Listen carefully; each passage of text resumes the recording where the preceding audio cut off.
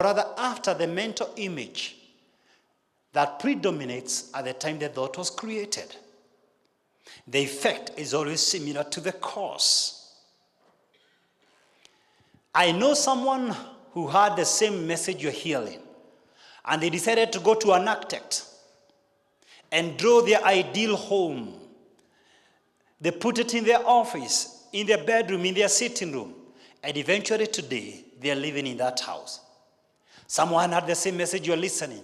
They were suffering from cancer. And they decided to ignore looking at the mirror for a while. And they decided they're only going to watch their pictures during their healthy heydays. They put their pictures when they were looking young and healthy in their kitchen, in the dining room, in the bathroom, everywhere. And they began looking at that picture day in, day out. And those mental images began to form. And the body completes the mental picture. Your body obeys the mental signals. Whatever you want to become, if you look at it every single day with concentration, with love, and faith in God, someday it will turn out as you saw it in your mind. You've got to rewire your mental CPU. You've got to change the projection room of your mind and paint what you desire to see. Because your output in this life is proportional to your input. Your public life is a manifestation of your private life, the privacy of your thoughts. What are your inputs? What books do you read? What movies do you watch? What type of people do you interact with? They are not innocent. They are either pushing you closer to your goals or further away from your goals. You are your mind. Your mind is the main business organ. Your mind is the main sex organ. Your mind rules your life. You've got to make those choices to have positive mental inputs. I honestly believe with all my heart, if you continuously expose yourself to our teachings every single month, you are going to experience it in whatever you do in life.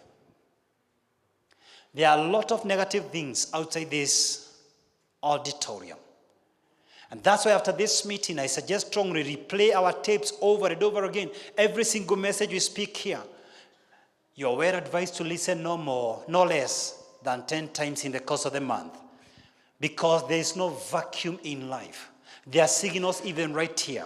CNN, Al Jazeera, KTN, K24, Nation, Citizen, BBC, name it. But you only tune in what you want. This world is polluted 97.3% with negative words. The 2.7% positive words need to be replayed in your mind over and over and over again. You have power over your thoughts. Number 2, happiness is a choice. Happiness is a choice. I heard of a story of a woman who was elderly and legally blind, and she went to a retirement home. Right at the reception of the retirement home, she was being received by a young lady who was preparing her room. And the young lady courteously told her, "Please have a seat at the waiting bay as I prepare your room."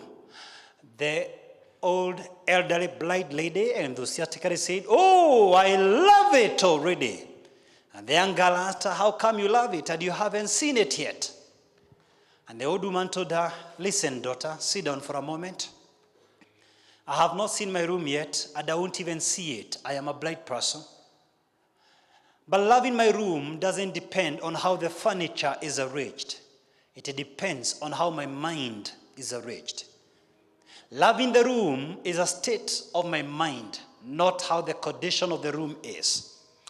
I decided many years ago I will be happy today." You see, a lot of folks walk in life expecting to be unhappy, and they end up not disappointed.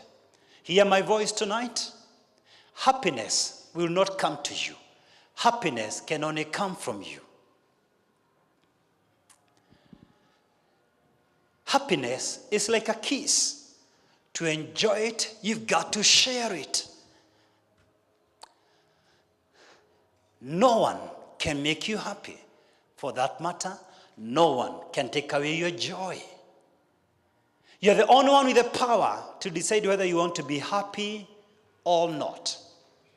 All of us are faced by defeats and frustrations and setbacks and troubles and challenges and snares. All of us. I mean 100% of us. Many years ago I read somewhere, few are the days of a man born of a woman, and they're full of trouble.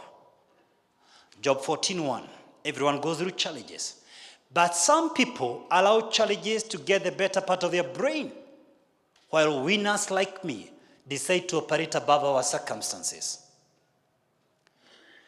Let me give you a sure recipe for misery. Because there are people who never like being happy, and I want to help you to be unhappy. Are you ready? I'll give you a very sure recipe. It delivers results 100% of the time. If you want to be unhappy in this life, be suspicious of everyone. Be unkind to everyone. Do little for others.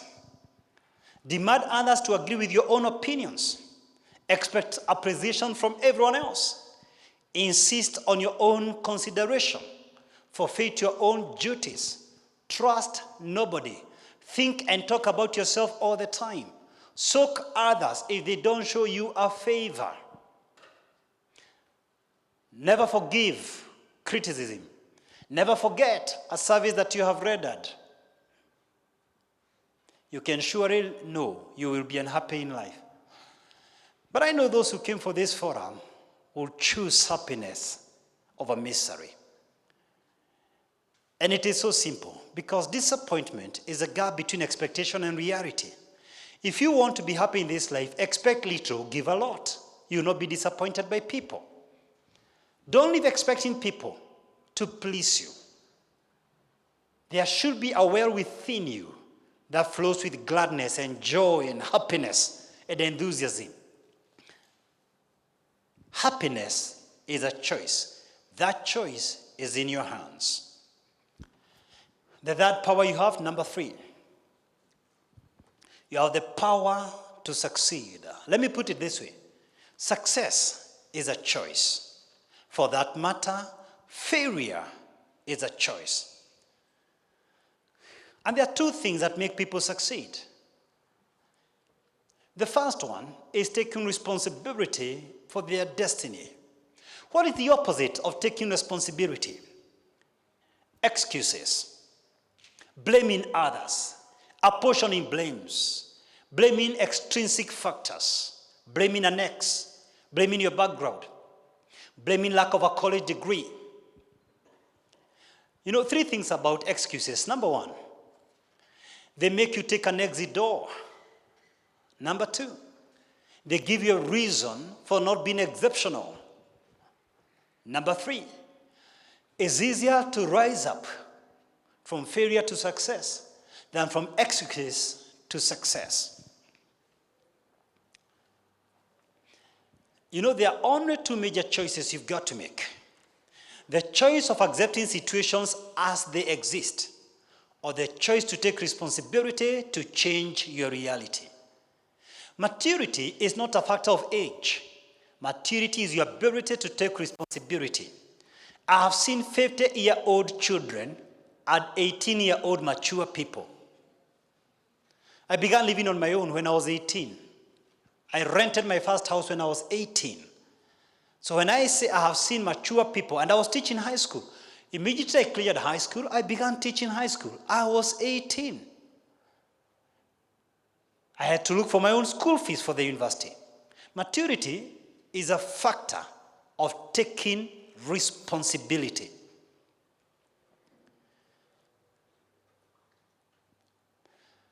You will begin to succeed in this life when you realize no one is responsible for your failure, no one is responsible for your success.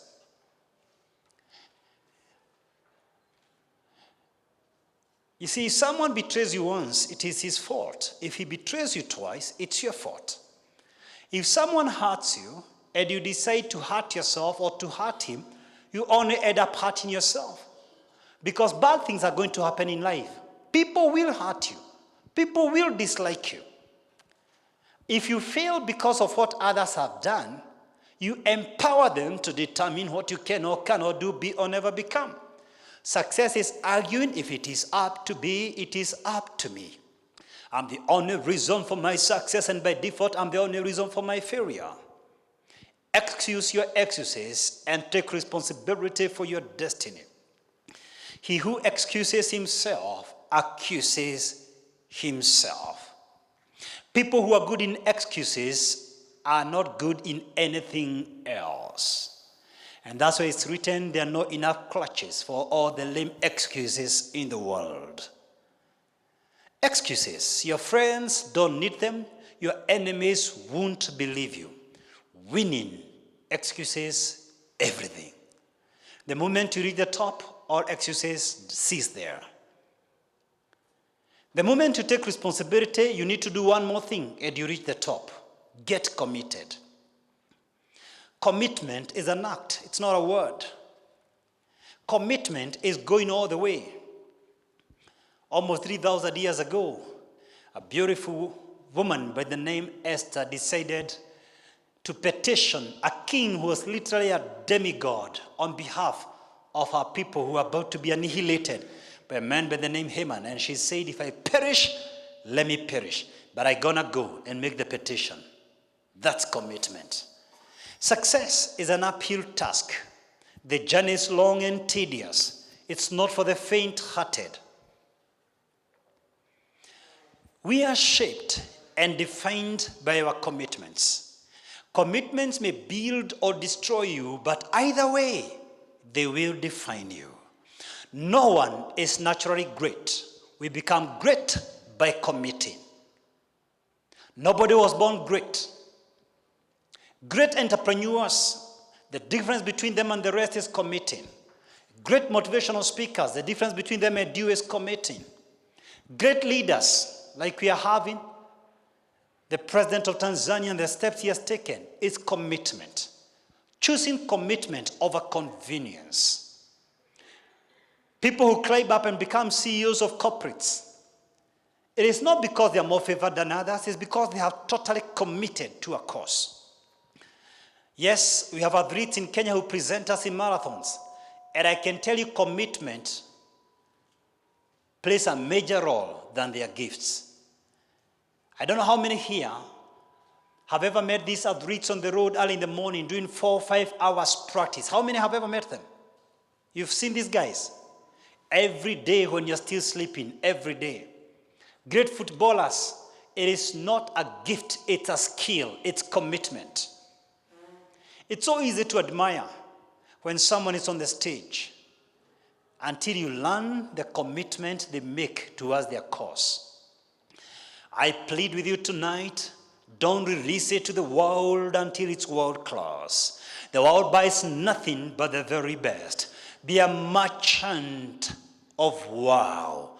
Leave people with a pleasant, memorable experience wondering, where have you been all these years?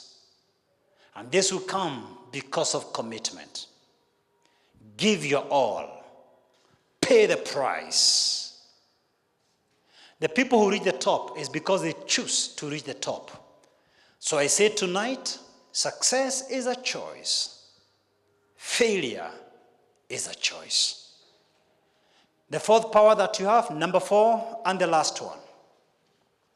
And perhaps the most important power you have in your hands right now. You have the power to choose your eternal destiny. How amazing this is. Your eternal destiny is in your hands. 20 centuries ago, Pontius Pilate left his throne, took a basin, and washed his hands, and asked a very serious question to that restless crowd. What shall I do with Jesus the Christ? Today, 2,000 years later, I want to make it clear tonight The eternal destiny of every human soul depends on your response to this question. What shall I do with Jesus the Christ? Religion is man's effort, serious effort at finding God. But is God lost for us to look at him? Or is it not us who are lost? Religion teaches us we can do good works to win favor with God. Religion teaches us we can do good works to earn righteousness. There is no amount of sacrifice or fasting or prayers or giving or tithing that can make you righteous before the infinite God. For that cause, you either accept his option for your forgiveness of sins, or by default you choose to be eternally condemned. I hear his voice tonight saying, I've set before you life and death, blessing and cursing. Choose life that you and your children may live. Deuteronomy 30:19. For God so loved the world that he gave his only begotten Son, that whosoever believes in him may not perish, but have everlasting life. The choice is in your hands. And you can make it as a family, like Joshua said, I and my family choose to serve the Lord. I read of a story of a young boy who was very, very brilliant. He overheard of a certain old wise man, a villager far away. He didn't believe there was anyone wiser than him. And he decided to walk and walk until he finds that old man. And then he wanted to test his wisdom. He carried in his hands a butterfly, a beautiful white butterfly. He went to the old man and asked him a question. Papa, alive or dead? Tell me, please, is this butterfly dead or alive? And the old man looked at the young boy and said, son, alive or dead is in your hands. What the boy wanted to do, if the old man says it's dead, he releases it. If he says it's alive, he squeezes the butterfly slightly, it dies. And now I say today, life or death is in your hands. As you walk out tonight, I would like to leave you with some thoughts. Live here knowing every moment you live, you are making some choices. Every single day, your choices come and go. They are like precious diamonds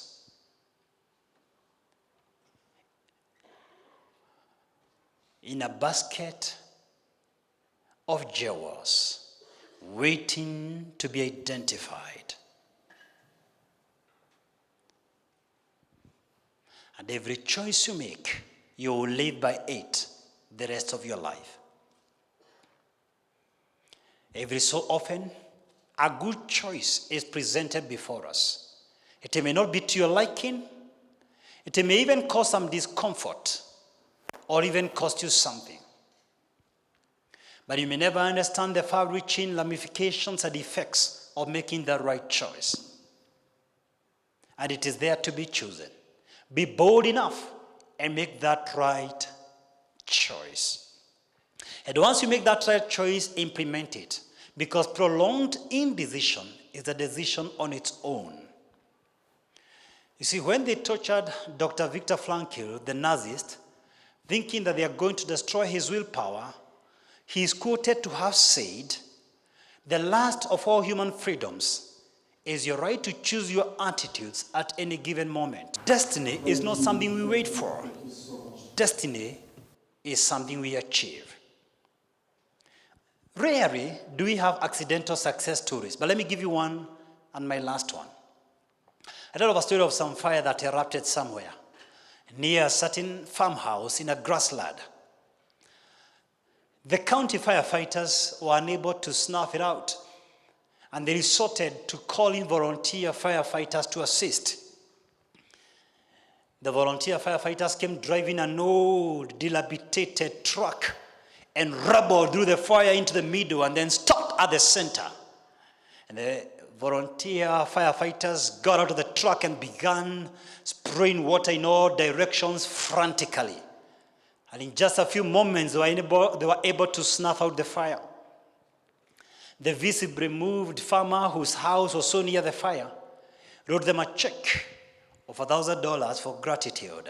He was glad that his house was saved. Later that evening, the volunteer firefighters, in particular the captain of the group, was being interviewed by a reporter. And he was asked a very simple question. What are you going to do with the 1,000 bob that you're given by the farmer? And he said, I think the first thing we are going to do is to fix the brakes of our fire truck. Some of you got it, eh? Sometimes we have accidental heroes from accidental success stories. But in most cases, for you to succeed, you've got to choose to succeed. Thank you, and God bless you. Amen.